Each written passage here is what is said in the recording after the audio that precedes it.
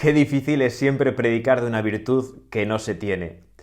Las lecturas de este domingo nos invitan a reflexionar en una de las virtudes más importantes y que nos abre las puertas del corazón para acoger a Dios en nuestra vida, la humildad. Decía un santo sacerdote del siglo pasado que la soberbia muere en toda persona media hora después de dejar este mundo. Estoy bastante de acuerdo, por no decir del todo. Contra la soberbia, humildad ha enseñado el catecismo toda la vida. Por eso quizá nos venga bien a todos dedicar unos minutos este domingo a pensar en la una y en la otra. Pienso que la humildad es un punto de lucha para todos nosotros siempre, hoy, cada día. Es importante aprender a conocernos de tal manera que sepamos dónde la soberbia o el amor propio se manifiestan con especial virulencia en nuestra vida y dónde están de una manera más sutil, pero también dañina para nuestra relación con Dios y con el prójimo. El Evangelio de este domingo nos previene del peligro de querer ser el centro de atención, de esos deseos de ser el centro, de que se nos haga caso, querer ser la salsa en todos los guisos, como se suele decir. Es llamativo cómo la existencia de Jesús es una existencia desapercibida.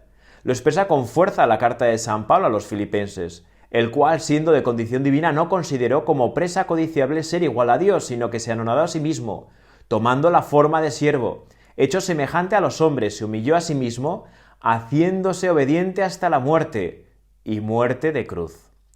Lo más impresionante de Jesús es que, siendo verdadero Dios, pasó como uno de tantos, sin brillo, sin lucirse, sin buscar gloria para sí mismo, sino solo para Dios su Padre. El paso de Jesús por la tierra está marcado por la humildad, de modo que solo desde la humildad nos podemos encontrar con Él.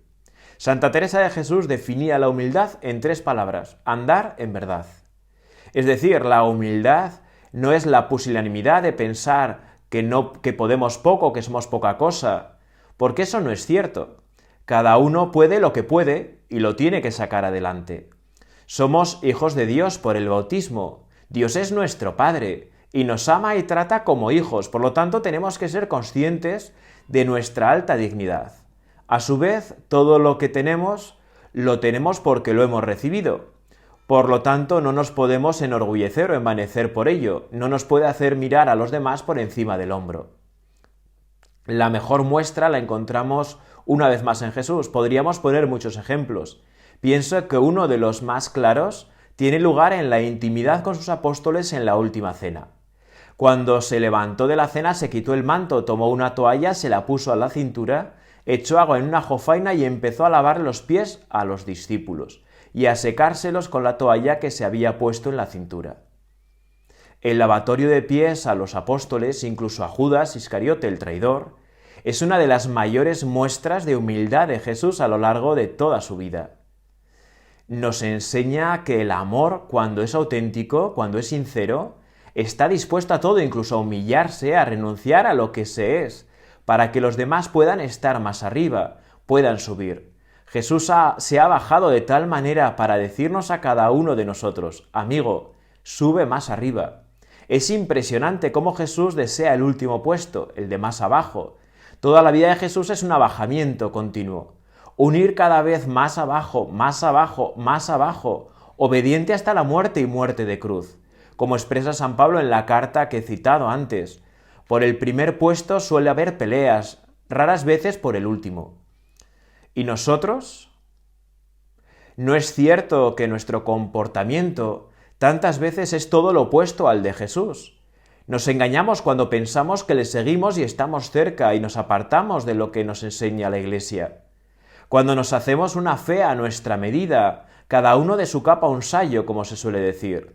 Sin duda, hoy en día lo que más nos cuesta a todos es la obediencia.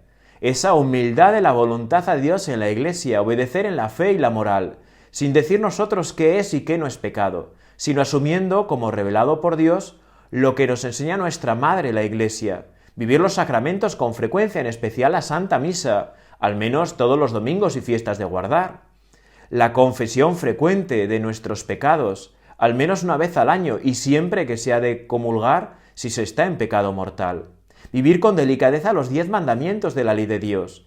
Conocerlos, amarlos, vivirlos, Practicar las obras de amor y misericordia con el prójimo, también las que son más incómodas, las que menos apetecen, las que nos incomodan, como corregir con caridad al que se equivoca, etc. Vivir la fe de la Iglesia como nos enseña la Iglesia, y ahí el camino de nuestra salvación, de nuestro encuentro feliz con Dios en el cielo, aunque de momento nos tenga que sufrir un poco en pruebas diversas. Vamos a pedirle a Santa María, nuestra Madre del Cielo, que nos ayude a vivir esa virtud de la humildad, que realmente busquemos en el Señor el camino que conduce al cielo, sin hacer nosotros caminos paralelos, que realmente la Santísima Virgen María sea modelo de humildad en nuestra vida, de camino de encuentro con el Señor allá donde se encuentra.